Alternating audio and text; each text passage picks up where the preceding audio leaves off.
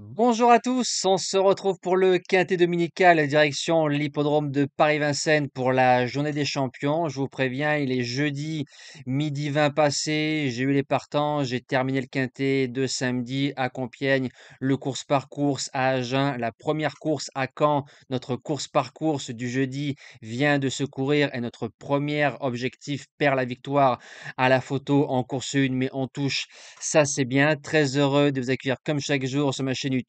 Un maximum de likes sur les vidéos, je compte sur vous.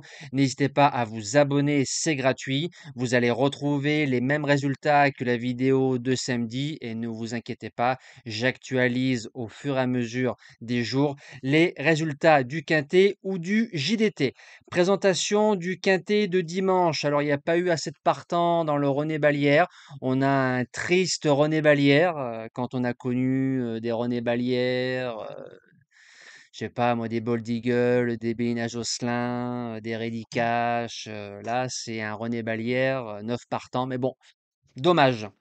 Nous, le quintet de dimanche, c'est le prix de grâce qui est appelé prix Jean-Yves Lécuyer. En réunion à course 4, départ 15h15, 2850 mètres grande piste, 16 partants, groupe 3, course labellisée européenne. C'est un très très beau quintet qui nous est proposé sur l'hippodrome de Paris-Vincennes. On connaît les forces et les faiblesses de chaque concurrent au départ de cette épreuve. Et je vous le dis tous les jours ou très souvent, s'il y a un trotteur que vous avez pisté, faites-vous confiance. En base gagnante, le numéro 2, Carambar, déféré des 4, le cheval a rarement déçu. Le 14 mai, il a servi de taxi pour ceux qui me suivent, soit du côté des membres et même du côté de la chaîne YouTube.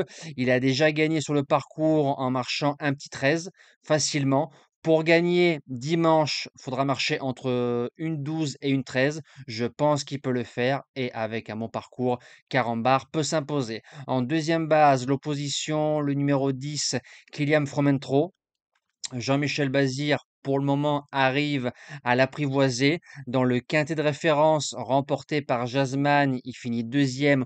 On lui a fait aucun cadeau. Et derrière, on le touche en base gagnante du côté d'Anguin plutôt facilement. Sage d'un bout à l'autre, Kylian, bouge pas des trois. Pour les chances, le numéro 8, Jalandran Malak, qui reste sur 7 victoires consécutivement, que ce soit pendant le dernier meeting d'hiver de Vincennes ou en province. Elle a battu à la régulière un certain Jet Express. C'est une jument qui va affronter pour la première fois ce genre de lot. Elle a fait de drôles de trucs face aux seules femelles lors du dernier meeting d'hiver. Déféré des 4, Raffin qui le connaît bien. Pour les places, j'y crois fort. Et attention, elle peut faire un peu mieux si elle est bien ramenée. En quatrième position, le numéro 1, Pantocrator, qui va monter de catégorie avec bonheur. Il a gagné sur le parcours en 13-2 chrono d'été facilement. Cheval qui nous revient de Suède, ça s'est pas bien passé. Il peut démarrer et je pense qu'il ne sera pas ridicule face à une telle opposition. En cinquième position, le numéro 11, Joconde Sibé. C'est la note dans le prix du Péreux. C'est une jument qui n'a pas eu un déroulement de course favorable. Jument qui s'est placée l'année dernière à pareille époque, forme saisonnière au niveau groupe 2. Et Joconde Sibé, je sens qu'elle est sur la montante et je la garde largement dans mon quintet de tête. En sixième position, le 5, Jet Express, déféré des antérieurs, Mathieu Abrivard qui lui sera associé. Il est meilleur en pistant. Il a prouvé qu'il pouvait aller devant et c'est un cheval qui peut faire 500 mètres très fort. Et comme il a le pilote adéquat, ça peut faire mal. En septième position, le numéro 12, I Not Diamond. C'est un cheval qui a des très très bonnes lignes en Allemagne, en Suède, en Hollande. C'est un cheval qui va débuter grande piste. Il a 6 ans, il va affronter les 5 ans. C'est un lot quand même bien composé du côté de Vincennes. C'est des chevaux qui trottent, c'est des chevaux qui ne se laissent pas faire. Mais je ne me voyais pas faire l'impasse en 8 chevaux sur cette candidature. Et je termine avec le numéro 6, Edgar Saba. Alors j'ai longuement hésité entre Kobayashi et Edgar Saba. Donc si vous préférez Kobayashi avec Momote, faites-vous confiance. J'ai préféré Edgar Saba parce qu'il sait lire et écrire. C'est un cheval qui dit jamais non, qui peut démarrer, qui peut attendre. Très trotteur. Il y a 1 an, il gagnait le prix de Milan à Anguin et troisième du prix de Genève. Quand on voit les lignes, c'est des chevaux niveau critérium.